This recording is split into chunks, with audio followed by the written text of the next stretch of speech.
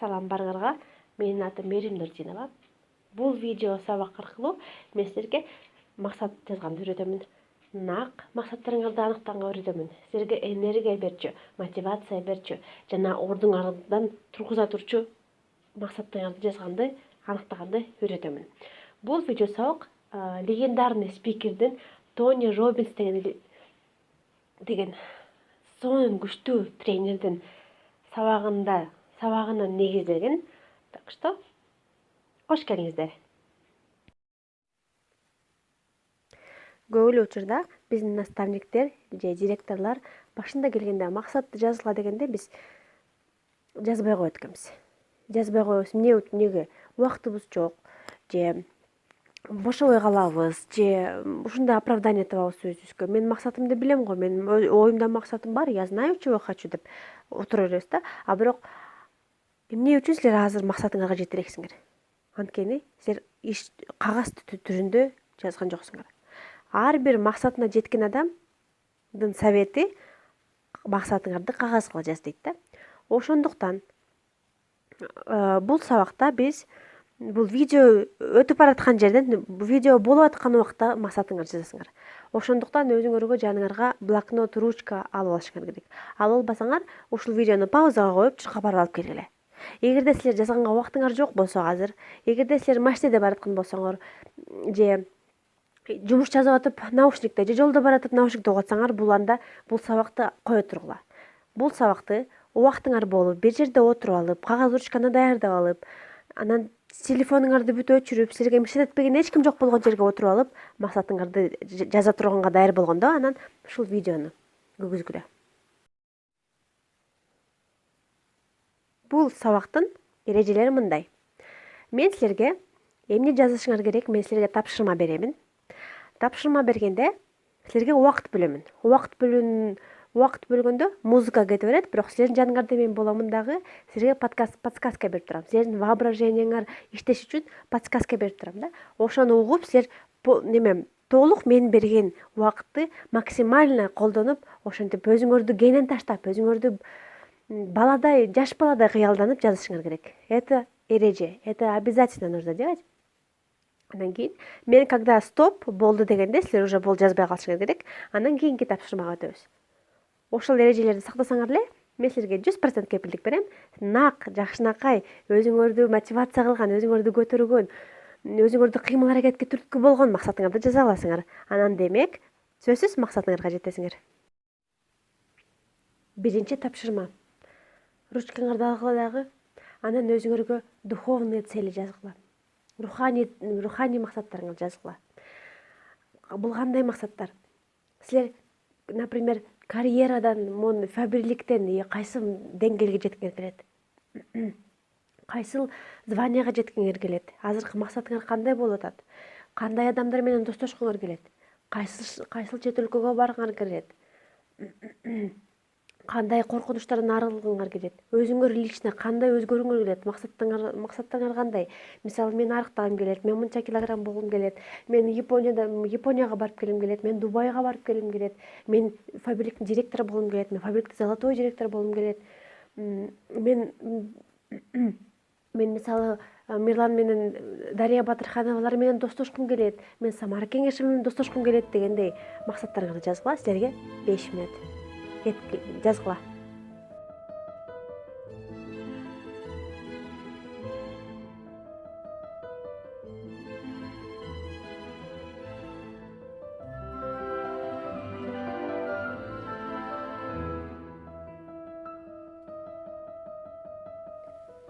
Нени кааласаң, нени жазсаң сен, ошону мен сага беремин дегендей Кудай айтып аткандай жазсаңар, өзүңөрдү баладай кыялданып жазгыла. Эч нерседен коркпогула. Бул кантип эле деген ой болбош керек. Жазгыла. Бул баары жазым, кол жазмаңарды эч ким окубайт. Бул только силер үчүн эле. Эч ким окубайт, эч ким шылыңдабайт. Жазгыла.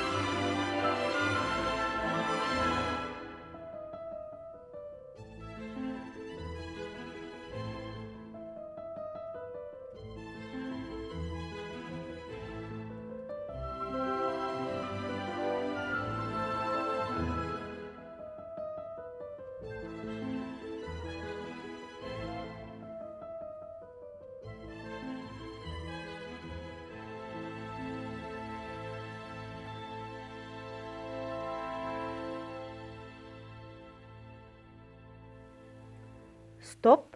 Жазганды токтотобуз. Эми бул убакта силер ушу жазып койдуңар. Силер ушул убактыңарды, берген убакытты максимально колдон алдыңар деп эсептеймин.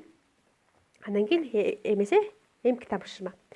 Эмки тапшырмада силер эми ар бир ушуң жазган максатыңардын тушунда өзүңөр немени коюп чыккыла, жылдарды. Мисалы, бул максатты мен 1 жылдын ичинде жетишим керек. Бул максатка болсо мен 2 жылда жетишим керек. Бул максатта мен 5 жылда жетишим керек. Бул максатта мен 10 жылда жетишим керек.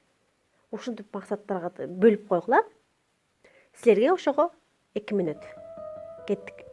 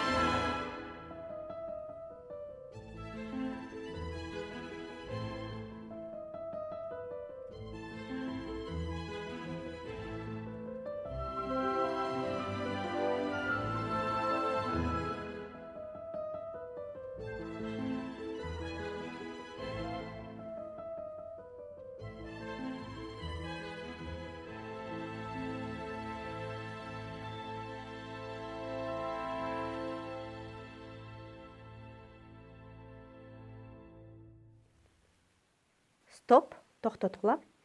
Эми эмки тапшырма.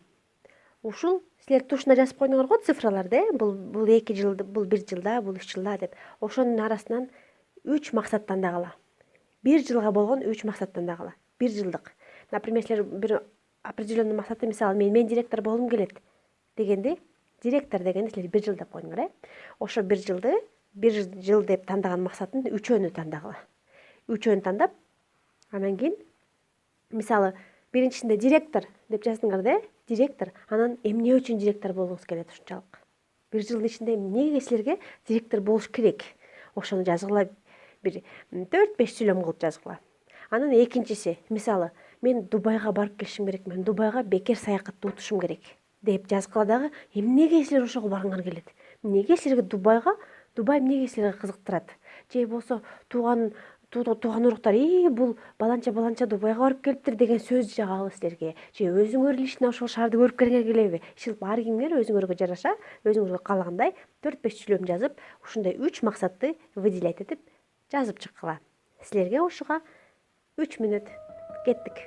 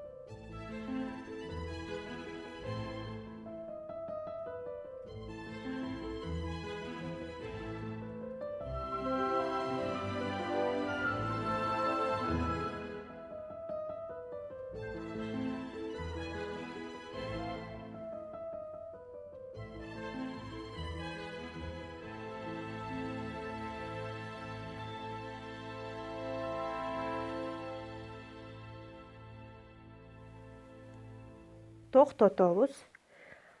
Эми биз силерди куттуктаймын. Силер өзүңөрдүн руханий максаттарыңарды жаздыңар. Эмки тапшырма. Экинчи тапшырма биз эми мындай вещественный максаттарыбызды жазыш керек. Материальный максаттарыбызды жазыш керек. Мисалы бул жерде азыр неме деп жазабыз. Тоже мен силерге 5 мүнөт беремин. Силер мисалы машина, квартира, айфон, коттедж, салон красоты, ресторан, ишил каалагандай мындай вещественный да, мисалы алтын шакек, алтын билерик, теневая растушевка, наращивание, ишил укмуш, ишил максаттарыңар, кээ бирөөлөрдүкү может быть операция, тишимди оңдотом, ишил ар кандай өзүңөрдүн мындай вещественный, колуңарга мындай кармай ала турган максаттарыңарды жазасыңар. Макулбу? Түшүнүктүү болсо, анда силерге 5 мүнөт беремин. Кеттик.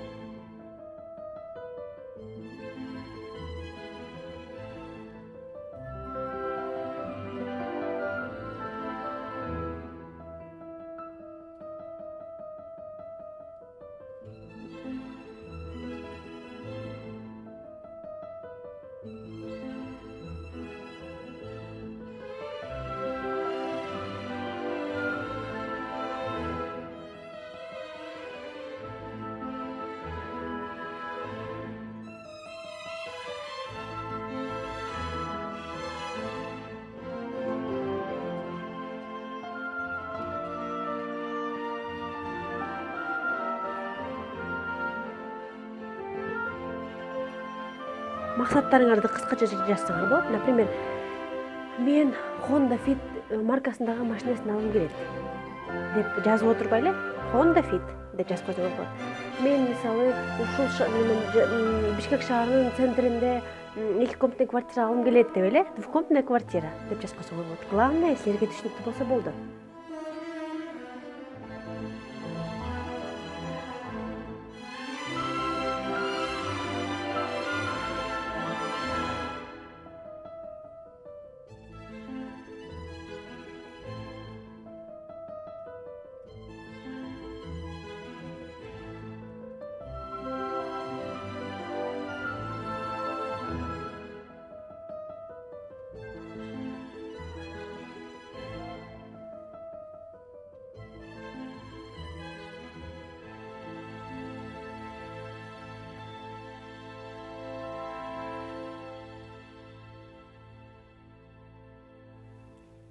Токтотобуз.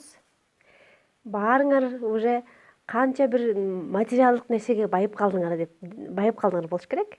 Ушул список менен Кудай буйрса баары аткарылат. Сабактарыма катышкыла, фабиликти таштабагыла, баары аткарылат. Эмки тапшырмасы. Ушул эле списоктон силер адаттагыдай эле, силер үйрөнүп алгандай эле ар бир тушуна бул максатты мен 1 жылда жетем, бул максатта мен 2 жылга жетем, бул максатка мен 5 жылга коем бул максатты, а бул максатты мен 10 жылда жетишим керек дегенди ранжирование кылып бөлүп койгула. Бөлүп туруп жазып чыккыла. Кеттик.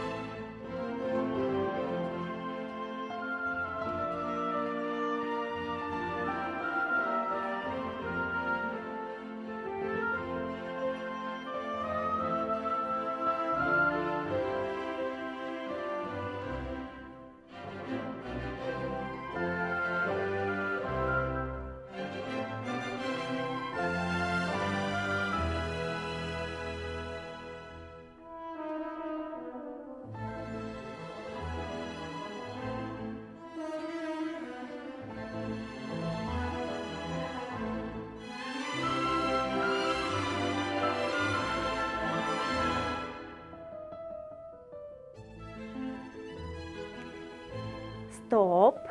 Жазып бүттүңөр деп ойлоймун. Эми ушул ранжировкадан получается силер ар бир тутушуна жаздыңарбы? Ошо жазгандан өзүңөр үйрөнгөндөй эле уже 1 жылдык максаттарыңардын 3-өөнү жазып чыккыла дагы. Жазып туруп астына эмне үчүн мага ушу 1 жылда ошол мага аябай керек болуп атат. Неге 1 жылдын ичинде мен ошого жетишим керек? Дегенди 3-4 сүйлөм кылып жазып чыккыла. Ошондойдон 3 максат таап чыккыла дагы жазгыла. Ушул нерсеге, ушул жазмага мен силерге 3 мүнөт беремин.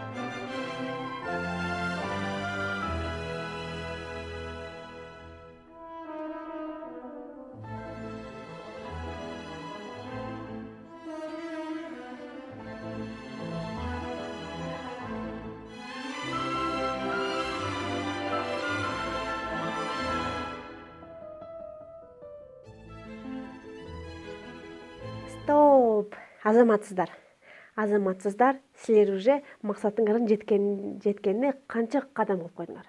Канча кадам максатыңарга жетүүчү жол ташталды? Азаматсыздар. Эми ушул менин сабагымдын 3-чү тапшырмасы.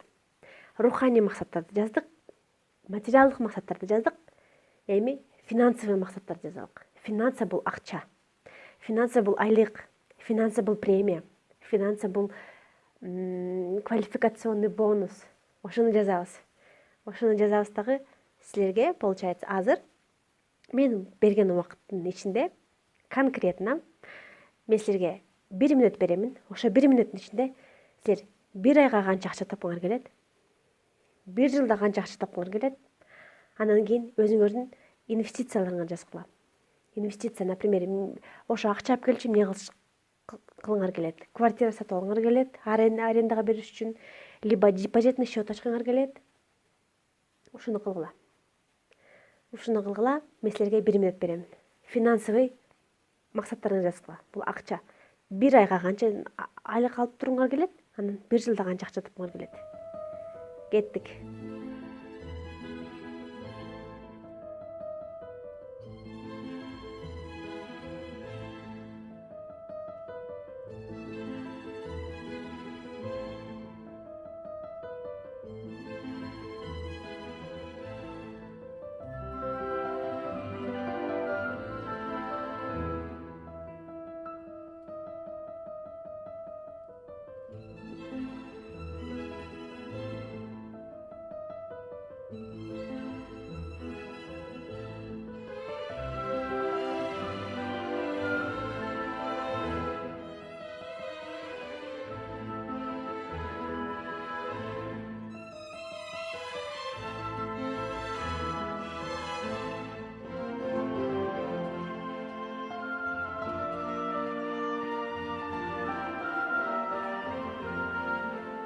Топ, силер жазып бүттүңөр деген ойдомун. Максимально өзүңөрдү кенен таштадыңар деп ойлоймун. Максимально өзүңөрдүн чектен чыктыңар деген ойдомун. Эмки тапшырма, кичинекей эле тапшырма. Азыр жазган 1 айлык планыңарды 1 айда мен ушунча акча табам, 1 айда мен 50 000 сом акча табам дегенде силер эми 2-3-4 предложение жазып, сүйлөм жазып, эмне үчүн мага ушунча акча керек деп жазышыңар керек. эмне үчүн мага 50.000 сом, например, бир айына табып калыш керек деп жазгыла дагы. Анан бир жылга ушунча акча табышым керек. Эмне үчүн? Мисалы, мен үй салам, мен квартира алам, мен да бир нерсе кылышым керек дегенге ушул жазгыла силерге 2 мүнөт. Жок, 2 мүнөт эмес. 1 мүнөт берем. Кеттик.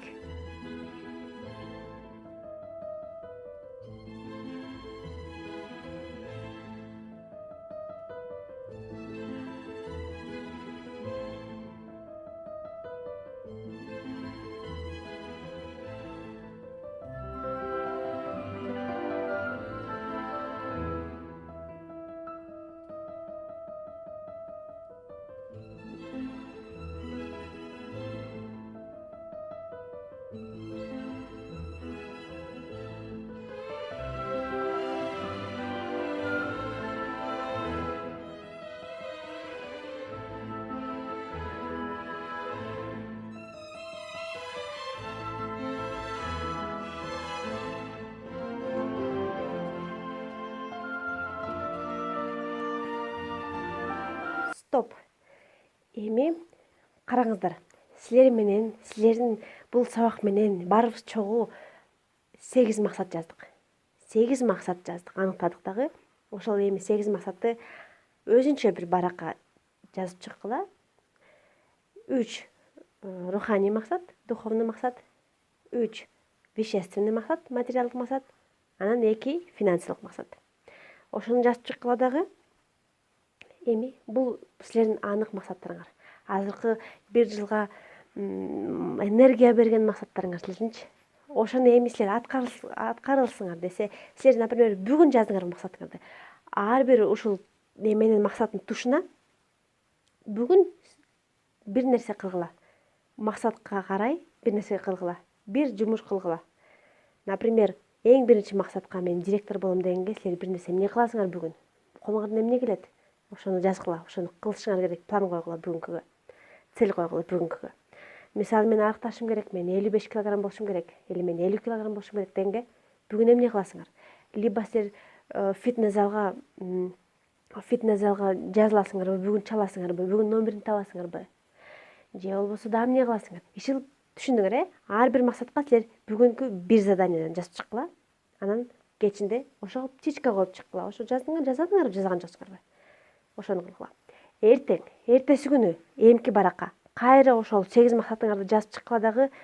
Экинчи күнгө кандай задание койсоңор ошол максаттарга карай ошону жазашыңар керек. Баарыңар жазасыңар. Баарыңар ушуга ишенесиңер. Баарыңар максатыңарга жетесиңер. Силерге тапшырма. Ушул сабакты өткөндөн кийин силерге ушул видеону жиберген адамыңарга, балким бул силерге жакшылык каалаган тууганыңар, же болбосо силердин наставниңер, же болбосо силердин директоруңар. Ошо директоруңарга 8 максатыңарды жазып жиберип койгула. Мына мен жаздым, мына мен аткардым ушул сабакты деп. Андан кийин наставниңер менен кошо эми силер бул менен стратегический мастер-план жасасаңар болот. Бул вообще өтө сонун болот. Эгерде силердин наставниңер жок болсо, же директоруңар жок болсо, менин мастер-план деген видеому кош келиңиздер. Ошол жактан мен силерге мастер-план жазганды үйрөтөмүн. Баарыңарга рахмат. Силерди сыйлаган, силерди урматтаган жана силерге кызмат кылган мен Мерим Нурдинова.